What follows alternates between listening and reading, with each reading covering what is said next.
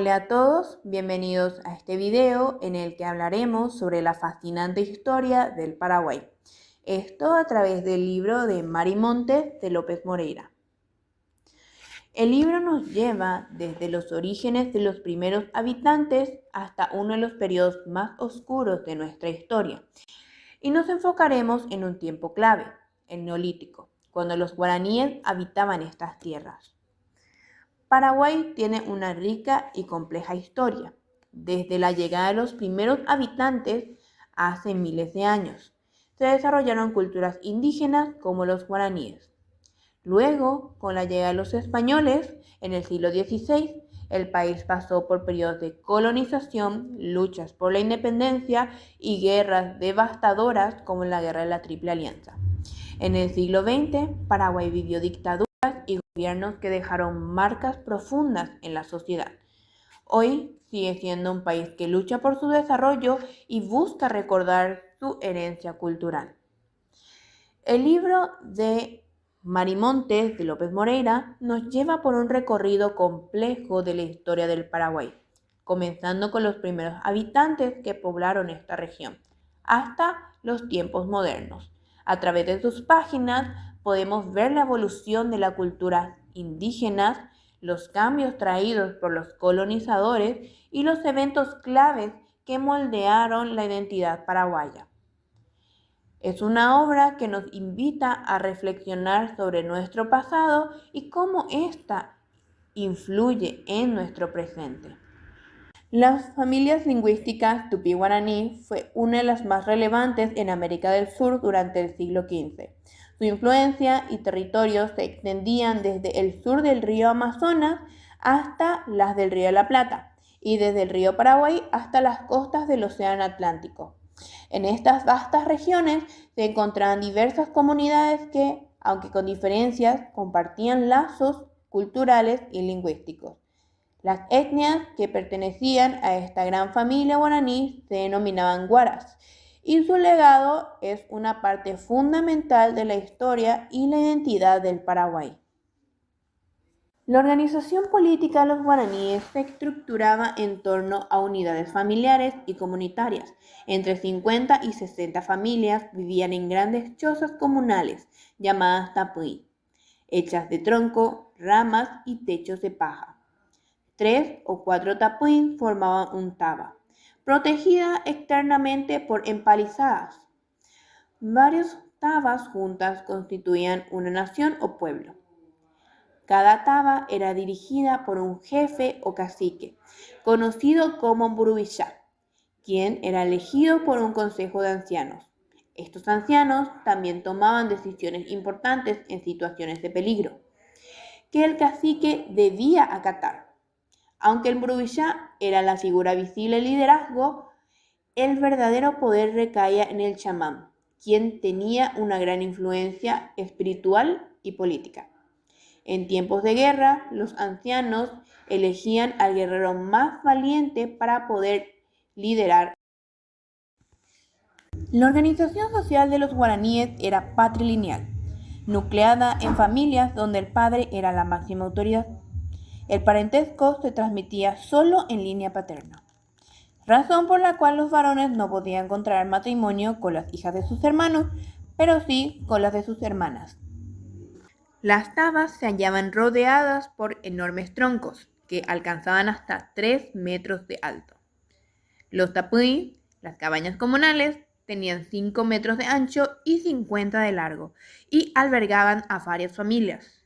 Los materiales utilizados para la construcción eran troncos, palos, ramas, tacuaras, lianas, hojas, fibras, arcilla, etc. Carecían de medios de transporte. Transitaban a pie extensos caminos y estrechas veredas entre los bosques.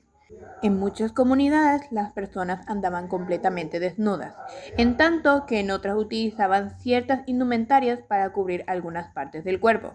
Y las mujeres usaban una prenda de algodón en forma de bolsa que les cubría desde el pecho hasta las rodillas, llamado tupoy. Los atuendos generalmente se fabricaban de cuero, algodón u otra fibra vegetal. Desde tiempos muy remotos, los guaraníes practicaron un canibalismo ritual. Pensaban que al comer la carne del enemigo tomado prisionero en combate, se apoderaban de todo su poder. El prisionero, atado con una cuerda, era paseado por toda la aldea, para finalmente, en el lugar elegido para el sacrificio, tras ser atado fuertemente para evitar cualquier movimiento, el ejecutor se acercaba lentamente, se burlaban del condenado y con un golpe seco en la cabeza le ocasionaban la muerte. Inmediatamente una mujer se acercaba al difunto y lloraba amargamente. Luego se procedía a descuartizar el cuerpo, limpiando las partes con agua caliente para su posterior asado. La caza, la pesca, la recolección y la agricultura eran actividades normales en las vidas de estas comunidades. En cuanto a la caza, esta se realizaba en forma individual o colectiva, poseyendo los cazadores una gran cantidad de amuletos que les ayudaba a tener una buena caza. Por otro lado, la pesca era exclusivamente una actividad que realizaba el varón. Estos pescaban usando sus arcos, flechas o arpones. También las redes fueron de gran utilidad en esta área.